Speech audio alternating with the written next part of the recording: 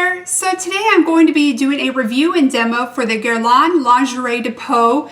This is the Invisible Skin Fusion Foundation with Sunscreen from Guerlain. This has been a life changer for me this year. I am absolutely in love with this foundation, so I just was really excited to tell you more about it and share with you my experience, show you a little bit about how the product works and maybe what you can expect from it if you order it for yourself. So let's go ahead and get into a little bit of information about this and then on to the demo.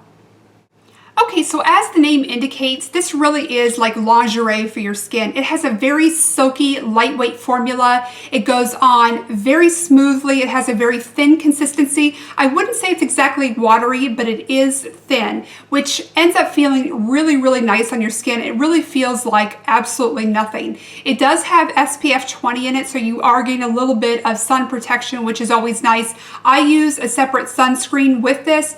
But also just wanted to mention that I have used like 3 different facial moisturizers with this, a couple of mine with sunscreen and a couple without, so maybe 3 or 4 I've tried with this. I have not found a bad combination yet. I find that this goes over the top of any of those really, really well.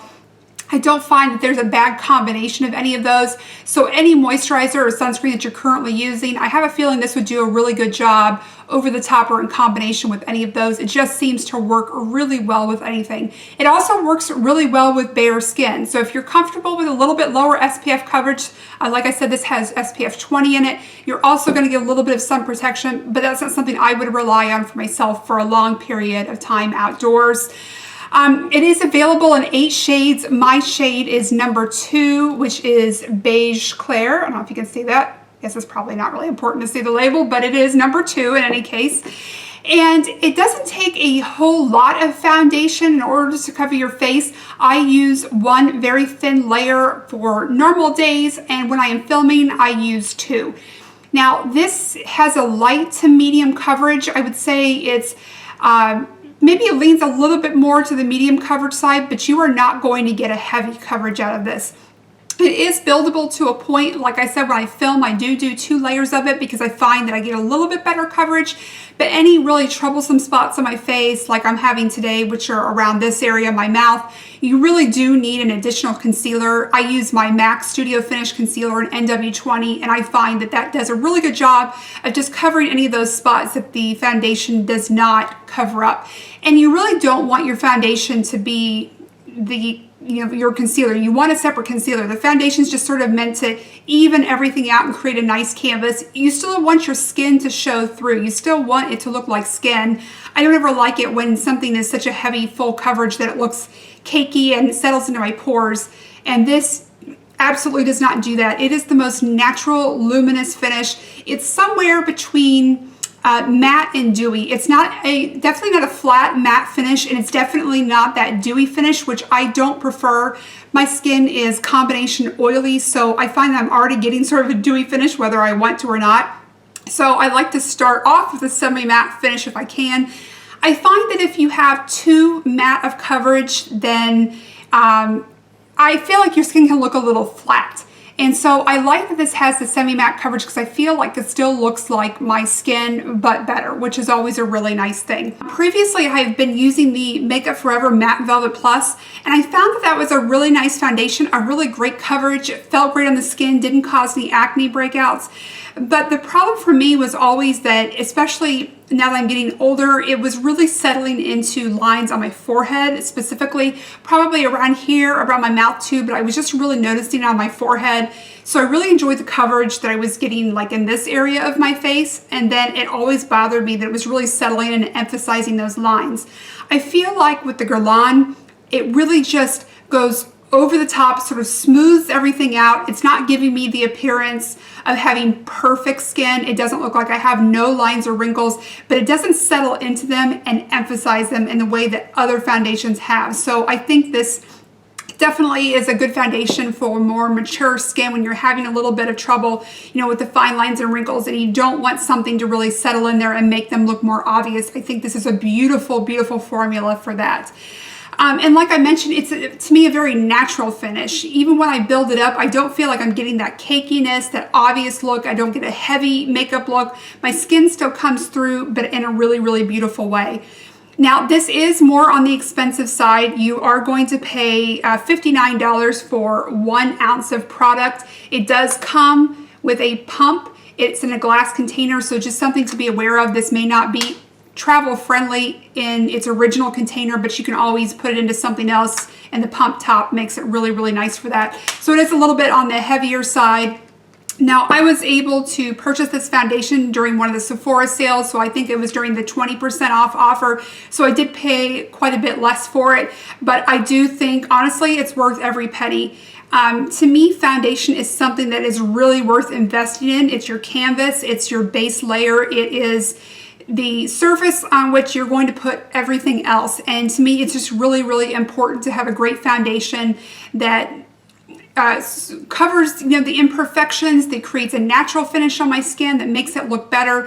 And then, like I mentioned before, that all my blushes and colors and bronzers and things like that go over the top of that and still hold true to their color, and they all work well together, and everything just looks really, really nice. So to me, it is a worthwhile investment, and that may not be the case for you.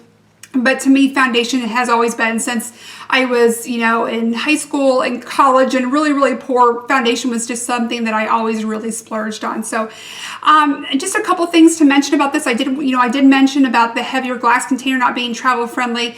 Also want to mention it is sort of a thinner formula. So at times, I wouldn't say it gets messy, but you do have to be a little bit careful with it. I find that I'll pump it onto the back of my hand to work with a sponge or a brush, and it can roll around a little bit. So that's just a couple of things that you need to be aware of.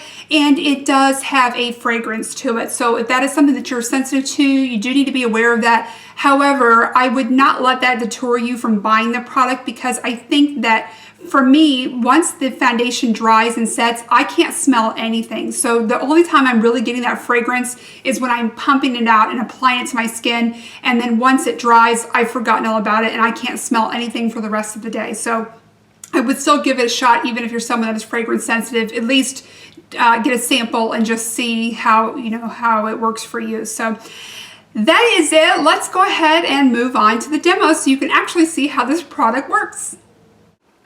Okay, so let's go ahead and start with the demo. As you can clearly tell, I don't have any makeup on my skin, and I actually kind of wanted to do this today because I'm having a little bit of a breakout, as you can see, right around here, right here. Because I do use the Retin-A whenever I get a blemish on my skin. As it is healing, it starts to get really, really flaky, and then those patches of skin flake off and it leaves like this bright red mark. So while these are kind of healing, they still look pretty bad, and so I thought this was a good way to show you the amount of coverage that you can expect with the Guerlain. Now, so if you're not having acne prone skin, it's probably going to be perfect coverage for you. I still need a little bit of concealer over spots like this, but you'll kind of get an idea of what kind of coverage you can expect with this. Now, the only thing that I do have on my skin right now is the CeraVe PM moisturizer. I didn't want anything with SPF today because I'm not planning on going outside, so this is just a nice light moisturizer that I really enjoy using. So I just did a thin layer of that all over my skin. Next, I am going to take the Lingerie de Peau and give it a really good shake. It has a very thin consistency, like I mentioned, so it does need to be shaken before used just to make sure everything's mixed together. And it has this nice little pump. So I'm just going to pump some on the back of my hand. It can get a little bit messy because it does have a bit of a watery texture to it. As you can see, it'll roll around my hand there, so I am careful with it. Now, how I like to apply this, I've done it several different ways. You can use a brush, you can use your fingers. It blends in nicely, really no matter how you do it. But my favorite way to do it is to pump it on the back of my hand here, and then I just like to dot it around my face. And then I'm going to go in and use a beauty blender to blend this in. So I usually do like one full pump for the bottom half of my face, and then I'll go back and do like a smaller, maybe not quite a full pump for my forehead. So let me get this off here. I usually will just take like a sponge or this and kind of get the rest of that off the back of my hand. And then I'm just going to start blending this in. And it is just such a beautiful, lightweight formula. It literally feels like nothing on the skin. And as I mentioned, it does have some fragrance to it. It's said to be a floral fragrance. I don't really find that it resembles anything florally. I think it has a little bit more of like a I don't know, it's just, it almost smells like hairspray to me, to be honest with you. But don't let that deter you away from using this. Even if you are sensitive to fragrance, it does really diminish over time. I can't smell it at all once it's dried down on my skin. So, okay, so here was the spot where I have the breakout going on. As you can see, I got a little bit of coverage here. And if I am not filming and this is just a normal day out for me, I will just do one layer of coverage. So there's a small pump. But if I am going to be filming, I do a second coat of this after the first one's dried down. It does sink in very quickly. So we'll go ahead and get the excess off of here. And then I'm just going to pat this in. I find that the Beauty Blender, whether you're using the name brand or any of the store brands, I also have one of the Ulta brand ones, that all of them work really well. I think this is a beautiful formula to work with any of the Beauty Blenders, but like I said, a brush works really well also.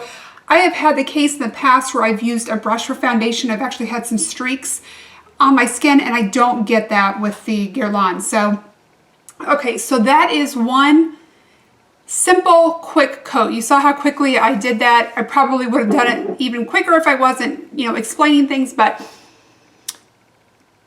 just give you a little bit of look there, what kind of coverage that is. So definitely still need to go back over it. And like I said, I would be doing 2 coats for filming. So I'm just going to do one more pump on the back of my hand, a large full pump.